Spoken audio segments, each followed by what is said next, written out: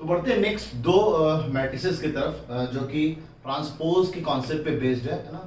एक को कहते हैं सिमेट्रिक मैट्रिक्स, दूसरे को कहते हैं स्क्यू सिमेट्रिक मैट्रिक्स। क्या ये तो जानते हैं ना, बहुत काम का चीज़ है और बड़ा इंपॉर्टेंट भी है, इस याद ध्यान रखेंगे। बहुत सारी चीज़ें यहाँ से बन सकता है, तो इस टॉपिक को ना इम्पॉर्टेंट कर सकते हैं आप ना, ये अच्छा है, इंपॉर्टेंट है ना।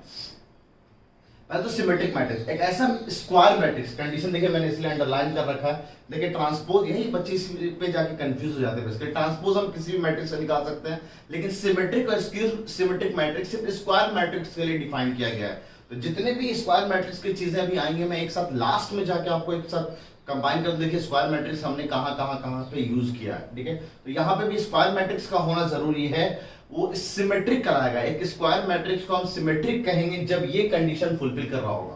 ये कंडीशन बेसिकली क्या है, ए आई जे एलिमेंट, कोई भी मैट्रिक्स का ए आई जे एलिमेंट और ए जे आई एलिमेंट दोनों अगर सेम हो जाए, और ए आई जे और ए जे आई आपको याद होगा मैंने आपको बोला था कॉन्जुगेट एलिमेंट। अगर कॉन्जुगेट एलिमेंट सेम हो जाए हर आई और जे के लिए ना, फॉर ऑल आई कॉमा जे, हर आई और जे के लिए अगर एलिमेंट सेम हो जाए तो उसको हम लोग सिमेट्रिक मैट्रिक्स कहेंगे।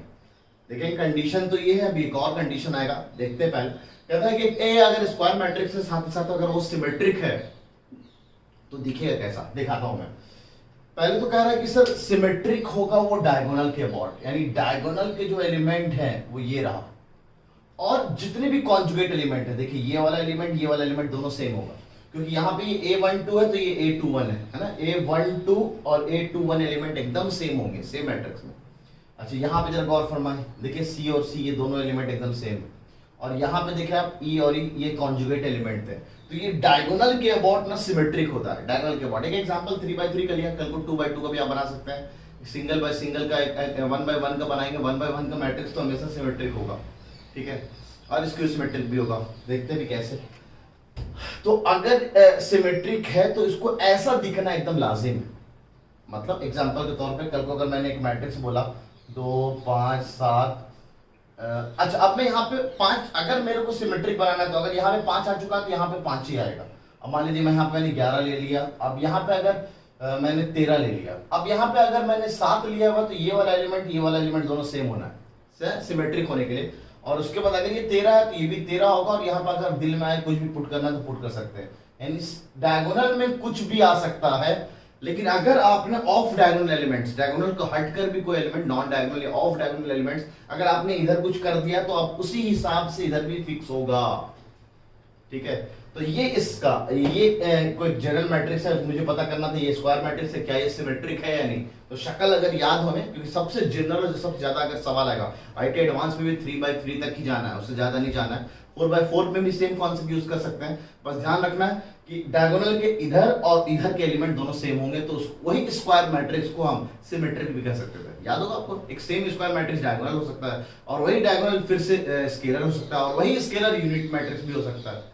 तो एक स्क्वायर मैट्रिक्स एक सिमेट्रिक मैट्रिक्स भी हो सकता है। तो बिल्कुल कंडीशन बस ये फुलफिल कर जाए।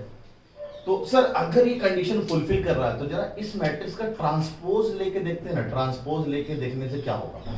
तो जरा देखें आप, जो रो है वो कॉलम बन जाएगा, तो ए बी सी तो यहां आ गया, ये बी डी ई यहां आ जाएगा, और सी ई एफ है ना, ये रो ऐसे कॉलम, ये रो ऐसे कॉलम, ये रो ऐसे कॉलम। अच्छा अब जरा देखते हैं दोनों क्या हो रहा है।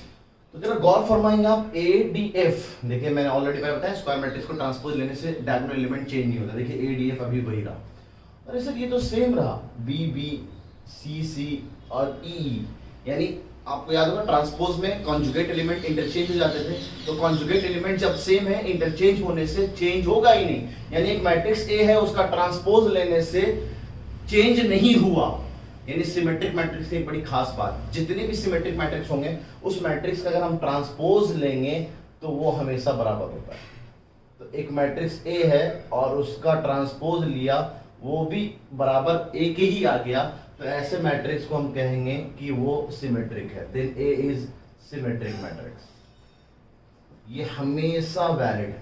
ये एक बहुत शानदार नोट है, कल को अगर आपको ये चेक करना है, ये कंडीशन अप्लाई करना, what will be the condition, main condition तो ये है, लेकिन जितने भी सिमेट्रिक मैट्रिक्स होते हैं वहां पे ए और ए ट्रांसपोज दोनों बराबर आ रहा होता है।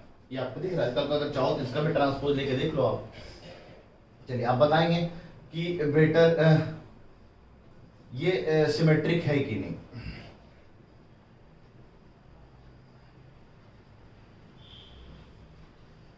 तो पहले तो देखा कि ये एलिमेंट और ये एलिमेंट दोनों सेम है ही नहीं, तो अगर ये दोनों सेम नहीं है तो ये सिमेट्रिक कहलाएगा। तो this is not a symmetric matrix, है ना। देखिए स्क्वायर मैट्रिक्स है लेकिन सिमेट्रिक नहीं है। लेकिन अगर कल को मान लीजिए 2 बाई 2 का एग्जांपल ले लेते हैं, मान लीजिए 10 है, ये 12 है, यहाँ पे अगर मैंने 6 लगा दिया तो यहाँ पे 6 आना लाजिम है, तभी ये सिमेट्रिक कहलाएगा, अदरवाइज ये सिमेट्रिक नहीं होगा। ध्यान देंगे आप। तो सिमेट्रिक होने के लिए उस मैट्रिक्स को उसके ट्रांसपोज के बराबर होना है, ये कंडीशन भी आप मान सकते हैं। बेसिक डेफिनेशन तो यही है। ज्यादा कम यूज ये होगा, ज्यादातर यूज यही होगा कि अगर आपको ये पता करना, बताइए बेटा ये मैट्रिक्स सिमेट्रिक है या नहीं है, तो बस ये देखो ए और ए ट्रांसपोज दोनों सेम आ रहा है तो सिमेट्रिक है, अगर सेम नहीं आ रहा तो सिमेट्रिक नहीं है। तो स्क्यू सिमेट्रिक क्या होगा, फिर से स्क्वायर होना जरूरी है। अब स्क्यू होगा तो उस केस में बस जो कॉन्जुगेट एलिमेंट है उसमें बस एक माइनस का डिफरेंस हो जाता है। यानी एग्जांपल के तौर पे अगर मैं स्क्वायर मैट्रिक्स ए ले रहा हूं और अगर वो साथ ही साथ स्क्यू सिमेट्रिक भी है तो उसकी शक्ल कैसी होगी। पहले तो ये डायगोनल एलिमेंट है। डायगोनल एलिमेंट की बड़ी खास बात, यहाँ पे सारे डायगोनल एलिमेंट जीरो होते हैं। अभी इस बात को हम लोग प्रूफ करेंगे कि स्क्यू सिमेट्रिक मैट्रिक्स में सारे डायगोनल एलिमेंट को जीरो होना लाजिम है, जीरो होगा ही होगा। पहला एक और कंडीशन है पकड़ने का, लेकिन कन्वर्स इज नॉट ट्रू कि सर मैंने जीरो देखा और बस बोल दिया स्क्यू सिमेट्रिक, कहना गलत है। ये भी हम लोग देखेंगे एग्जांपल के फॉर्म में। तो पहले तो देखा ये हमारा डायगोनल एलिमेंट है। डायगोनल के ऑफ डायगोनल एलिमेंट जो होंगे एकदम सेम होंगे, बस निगेटिव का फर्क होगा। यानी अगर यहाँ पे बी है यहाँ माइनस बी होगा, यहाँ पे सी है तो यहाँ माइनस सी होगा, यहाँ पे ई है तो यहाँ पे माइनस ई होगा, बस एक निगेटिव का फर्क होता है। मतलब अब जरा ट्रांसपोज का कंडीशन यहाँ पे ड्राइव किया था, तो यहाँ पे एक मैट्रिक्स है ए है, उसका ट्रांसपोज निकाल के देखते हैं तो क्या होगा। तो देखिए ये रो है वो कॉलम बन गया ओ बी सी, ये जो रो है माइनस बी ओ ई, ये जो रो है वो कॉलम बन गया माइनस सी माइनस ई और ओ। तो ध्यान देंगे जो निगेटिव पहले नीचे था वो निगेटिव अब ऊपर आ गया और जो पॉजिटिव ऊपर था वो नीचे आ गया, ऐसे समझ लीजिए आप। तो इन दोनों को अगर मेरे को बराबर करना है तो अगर मैं ए ट्रांसपोज में या ए में ही एक निगेटिव से मल्टीप्लाई कर दूं, तो अगर मैं इसमें निगेटिव से यानी -1 से मल्टीप्लाई कर दूं, मल्टीप्लाई विद द स्केलर याद होगा, तो ये सारे एलिमेंट में -1 जाके मल्टीप्लाई हो जाएगा। तो यहाँ -1 यहाँ -1 यहाँ -1 यहाँ प्लस यहाँ प्लस यहाँ प्लस, तो ये सेम एलिमेंट मिल जाएगा। यानी अगर स्क्यू सिमेट्रिक मैट्रिक्स होता है तो ए ट्रांसपोज जो है वो -a के बराबर हो जाता है। यानी किसी मैट्रिक्स का ट्रांसपोज निकाला, ठीक है, या माइनस को आप इधर लिख दो या माइनस को आप इधर लिख दो, कोई प्रॉब्लम नहीं है। a इज -a ट्रांसपोज भी लिख सकते हैं। कुछ लोग तो इस कंडीशन को ऐसे भी लिख देते हैं कि सर a ट्रांसपोज को निगेटिव उधर ले लिया तो a और a ट्रांसपोज का सम हमेशा 0 आएगा। इन दोनों को जरा जोड़ के देख लीजिए आप, इन दोनों को जोड़ेंगे 0 को 0 यानी नल मैट्रिक्स है ना, 0 मतलब null matrix. -b + b 0, c + c 0, -c b - b 0, सब ऐड होके 0 बन जाएंगे। तो दो मैट्रिक्स को मैंने जोड़ा, स्क्वायर होना जरूरी है और पूरा का पूरा एलिमेंट नल मैट्रिक्स बन जाए, सारे के सारे एलिमेंट 0 बन जाए, पूरा मैट्रिक्स नल हो जाए, तो उस केस में this is also the condition for skew symmetric matrix. यानी कल को अगर आपको ये पता करना है कि ये स्क्यू सिमेट्रिक मैट्रिक्स है तो बस करो क्या, ये देख लो उसका ट्रांसपोज निकाला और ट्रांसपोज निकालने पे बस एक निगेटिव का फर्क है क्या, ठीक है, तो उसको हम लोग स्क्यू, तो this will be the condition, ये बात लिखे ना, then A is said to be skew symmetric. अगर ऐसा कंडीशन फुलफिल हो रहा है तो उसको हम स्क्यू सिमेट्रिक कहेंगे। एग्जांपल समझते हैं ना, एग्जांपल मैंने बोला डायगोनल एलिमेंट 0 होना लाजिम है, तो 0 रख दिया आपने डायगोनल एलिमेंट। अब मान लीजिए मैंने यहाँ पे 5 रखा तो यहाँ पे -5 लेना पड़ेगा। अगर यहाँ पे मैंने -10 रखा तो इसका जस्ट उल्टा साइन, यहाँ पे 10 लेना पड़ेगा। अगर यहाँ पे मैंने 7 लिया हुआ है पॉजिटिव का तो यहाँ पे आएगा -7, ठीक है, तो ये बन जाएगा एक हमारा स्क्यू सिमेट्रिक मैट्रिक्स। एक और 2 बाई 2 का देख लेते हैं। मान लीजिए यहाँ लिखा है 11 और यहाँ 11 पे, अच्छा जैसे मैंने 11 लिख दिया, देख लेते हैं 11 5 0 0। तो मैंने आपको बोला था जो डायगोनल एलिमेंट होता है, इधर वाला ही डायगोनल एलिमेंट होता है, ये 0 तो है ही नहीं, इधर वाला 0 से कोई फर्क नहीं पड़ता है ना, तो ये स्क्यू सिमेट्रिक रहेगा ही नहीं। तो अगर एक 2 बाई 2 का भी आपको स्क्यू सिमेट्रिक बनाना है तो डायगोनल को तो 0 करना ही पड़ेगा। अब मान लीजिए सर यहाँ -5 है तो इसका उल्टा यहाँ 5 होगा। अब जब इसका ट्रांसपोज लेके देख लीजिए ये कंडीशन को फुलफिल करेगा ही करेगा। तो गौर फरमाने वाली बात, एक सिमेट्रिक और स्क्यू सिमेट्रिक में डिफरेंस क्या है।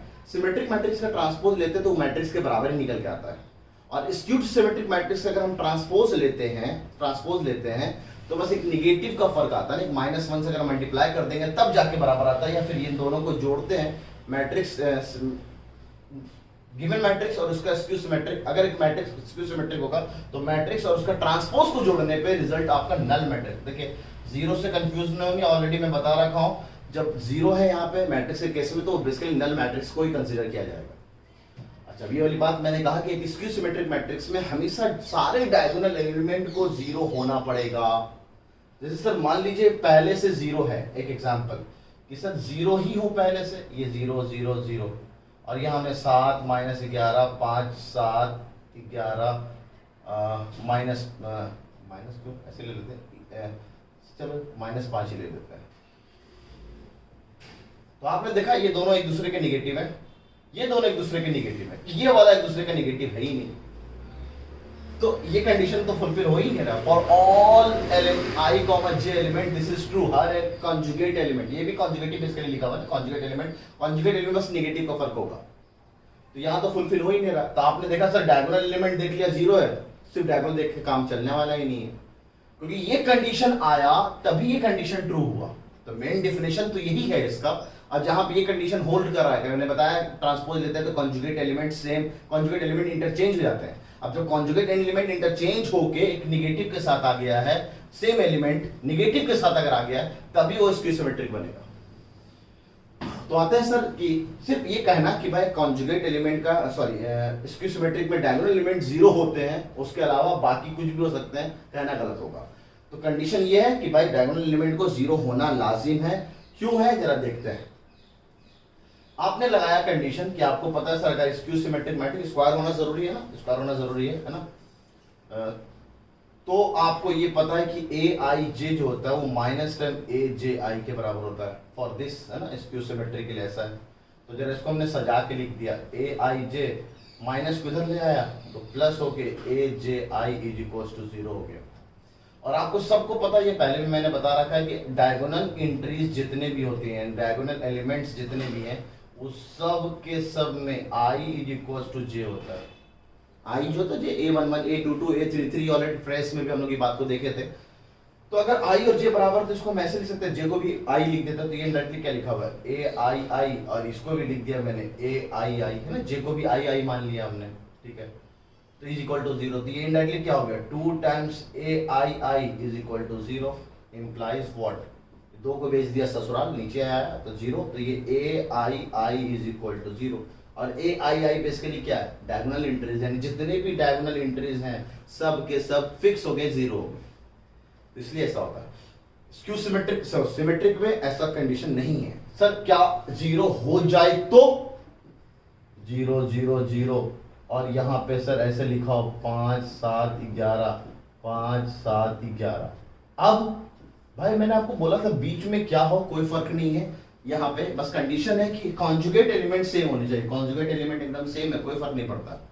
तो ये स्क्यू सिमेट्रिक नहीं हुआ, अभी भी ये सिमेट्रिक मैट्रिक्स होगा। स्क्यू सिमेट्रिक होने के लिए साइन का जस्ट उल्टा होना जरूरी है, तो साइन उल्टा तो है ही नहीं, बस एक कंडीशन फुलफिल कर रहा भाई 0 वाला, तो 0 होगा ही होगा स्क्यू सिमेट्रिक में। सिमेट्रिक में भी 0 आ सकता है, ऐसा कोई नहीं है कि बस सिमेट्रिक में 0 नहीं आ सकता। सिमेट्रिक डायगोनल एलिमेंट कुछ भी हो सकते हैं, बस ऑफ डायगोनल एलिमेंट जो भी है उसको इस कंडीशन को फुलफिल करना जरूरी है। तो इस कंडीशन से हम लोग सिमेट्रिक और स्क्यू सिमेट्रिक को बड़े आराम से समझ गए हैं। अब आगे बढ़ते हैं, कुछ सर्टेन नोट्स हैं ना, कुछ सारे नोट्स ऐसे हैं कि देखिए आईटी एडवांस के लिए आपको ये नहीं कि आप पीएचडी करने जा रहे हैं कि एक एक चीजें आपका प्रूफ पता होना चाहिए, तो बहुत सारी चीजें मैं एडवांस के हिसाब से आपको लिख दिया करूंगा कि देखो बेटा ऐसा होता है, आपको अगर प्रूफ चाहिए तो बहुत अच्छी अच्छी किताबें हैं मार्केट में, अरिहंत की है, सिंगेज की है, एमटीजी पब्लिकेशन की है, सबकी बहुत सारी किताबें हैं, आप जहां से देखो वहां जाके अपना प्रूफ देख सकते हो, ठीक है। और ज्यादा प्रूफ पे ना पढ़ो तो आपके लिए ज्यादा फायदेमंद है ना, क्योंकि आप बहुत लेंदी में चले जाओगे। हाँ अगर आपको रिसर्च करना आगे जाके, नहीं मैं तो मैथ में रिसर्च करूंगा, तो आपका कॉन्सेप्ट बहुत तगड़ा होना चाहिए, लेकिन कॉन्सेप्ट को तगड़ा करने के लिए मतलब एक एक चीज का प्रूफ पता करने के लिए आपको उतना टाइम नहीं बचेगा, क्योंकि आप 12th में आने के बाद आपने पता नहीं 11th को कैसे पढ़ा हुआ है, ठीक है। तो इसलिए कर सकते हैं, सब चीजों को प्रूफ कर सकते हैं ना, मैथ्स में जो भी रिजल्ट है सबको प्रूफ कर सकते हैं, ठीक है। तो कह रहा है if A is a symmetric matrix, A अगर सिमेट्रिक मैट्रिक्स है तो -a अगर मैं उस मैट्रिक्स का निगेटिव लगा दूं, उसको किसी सर्टेन स्केलर से मल्टीप्लाई कर दूं, उस मैट्रिक्स का ट्रांसपोज लिख के लिख दूं, या उसका मैं कोई सा भी पावर ले लूं, nth पावर, कोई सा भी मैं पावर ले लूं, या उसका मैं इनवर्स निकालूं। देखिए ये वाला टॉपिक अभी हम लोगों ने पढ़ा नहीं, ए इनवर्स, बाकी सब चीजें तो पढ़ रखा, ट्रांसपोज लेना, स्केलर से मल्टीप्लाई करना, -1 से मल्टीप्लाई करना, nth पावर लेना, इनवर्स निकाल लो, एंड उस मैट्रिक्स का इनवर्स निकालो, एक दूसरा मैट्रिक्स मिलेगा, है ना। इनवर्स के बारे में बता रखा हूं मैं ना, जब लास्ट टर्न पे मैं इनवर्स के बारे में बताया था, इनवर्स मैट्रिक्स भी एक होता है, निकालना भी हम लोग जानते नहीं, आप आगे सीखेंगे हम लोग कि इनवर्स मैट्रिक्स कैसे निकालते हैं किसी मैट्रिक्स का। तो कहता अगर ए सिमेट्रिक है तो ये पूरी खानदान, इसमें अगर ये सब छेड़छाड़ किया जाए तो वो भी सिमेट्रिक करेगा, यानी इस कंडीशन को फुलफिल करेगा या उस कंडीशन को फुलफिल करेगा, ये याद रखना आपको। दूसरा, अगर ए, अभी तो सिमेट्रिक के लिए बात हुई, अब अगर मैं स्क्यू सिमेट्रिक कर दूं, स्क्यू सिमेट्रिक मैट्रिक्स कर दो और मैं ए का 2 की power n basically even power को रिप्रेजेंट करता है ना, इवन, आपको उम्मीद पता होगा 2 की पावर n को हम लोग इवन, n कुछ भी पुट करो हमेशा इवन आएगा, और 2 की पावर n+1 ये हमेशा ऑड को रिप्रेजेंट करता है, 2 की पावर n+1 या -1, यूजुअली +1 यूज करते हैं। तो इसका इवन पावर अगर ए स्क्यू सिमेट्रिक है, ध्यान देंगे आप। अच्छा, इस सब बातों को प्रूफ क्या आप वेरीफाई कर सकते हैं, एग्जांपल ले लो, 2/2 का जो ज्यादा आसान रहेगा। अब उसमें नेगेटिव ले लो, के से 2 से मल्टीप्लाई कर लो, ट्रांसपोज ले लो, कोई भी पावर ले लो, उसका इनवर्स अभी निकालना नहीं जानते, जब निकालना सीख जाओगे तब करके देखना, तो ये वाला कंडीशन एकदम फुलफिल हो रहा होगा। तो सेम ये चीज, कोई भी इवन पावर लेके देखो आप, एक स्क्यू सिमेट्रिक मैट्रिक्स सिमेट्रिक बन जाता है इवन पावर लेने पे, और ऑड पावर लोगे तो अभी भी वो स्क्यू सिमेट्रिक रहता है। और अगर उसको सर्टेन स्केलर से मल्टीप्लाई कर दो, 2 या 5 या 10 से मल्टीप्लाई कर देंगे तो साइन तो अभी भी वही रहेगा, कोई फर्क नहीं पड़ेगा, तो अभी भी वो स्क्यू सिमेट्रिक रहेगा। इसको तो बड़े आराम से एग्जांपल से या इन जनरल फॉर्म में लिख सकते हैं, सबको 2 से मल्टीप्लाई करेंगे तो सब 2 2 2 से ये भी ट्वाइस हुआ होगा, ये भी ट्वाइस हुआ होगा, तो एलिमेंट अगर ये -4 था पहले से तो -8 हो गया, ये 4 था पहले से तो ये 8 हो गया, तो 8 और -8 तो एकदम एंटी सिमेट्रिक रहेगा। तो इसलिए k टाइम्स मल्टीप्लाई, और k belongs to real number, कोई भी पॉजिटिव नेगेटिव किसी भी नंबर से आप मल्टीप्लाई कर दो। अगर नेगेटिव करते, मान लीजिए -2 से मल्टीप्लाई किया, तो ये वाले सब पॉजिटिव हो जाएंगे, ये वाले सब नेगेटिव हो जाएंगे, रहेगा तो ये कंडीशन पहले भी फुलफिल। तो इसलिए अगर हम नेगेटिव नंबर से मल्टीप्लाई कर रहे हैं तब भी k times a will be skew symmetric. याद करने वाली बात, a अगर सिमेट्रिक मैट्रिक्स है उसमें कोई भी छेड़छाड़ इस तरह का हम लोग करेंगे तभी वो सिमेट्रिक रहेगा। ए अगर स्क्यू सिमेट्रिक मैट्रिक्स है, उसका हमने इवन पावर लिया है तो सिमेट्रिक बन जाता है। स्क्यू का इवन सिमेट्रिक, स्क्यू का ऑड स्क्यू सिमेट्रिक। स्क्यू को हमने किसी सर्टेन स्केलर से मल्टीप्लाई कर दिया, वो अभी भी स्क्यू सिमेट्रिक रहेगा। ठीक है, याद करने वाली बात यह है, इसलिए इसको नोट के फॉर्म में मैंने उतार दिया। इसमें से जो कुछ भी आपको उतारना है, इसको बहुत अच्छे से वीडियो को पॉज करके उतार लीजिए, फिर हम लोग इससे रिलेटेड सवाल करते हैं।